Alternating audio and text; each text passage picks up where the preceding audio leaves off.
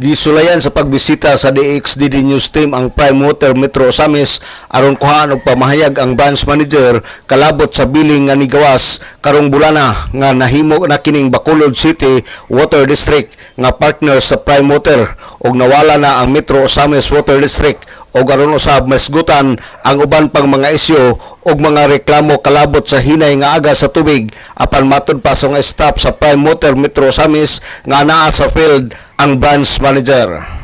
O usa sa mga staff sa maong buhatan ang nag-entertain sa DXD News Team ato untang gitinguha nga ma-interview on the record apan nagdumili kini tungod kay wala siya authority nga magpa-interview in behalf sa branch manager o sa atong pakigkabildo ngadto kaniya atong naseran nga adunay daw third party o wala pod na klaro kung gibaligya ba. Sa isgutanan sa billing nga na ang Bacolod City Water District na sayop ang mga IT sa head office sa Prime Water o ang Metro Osamis Water District partner paghapon sa Prime Water Metro Osamis.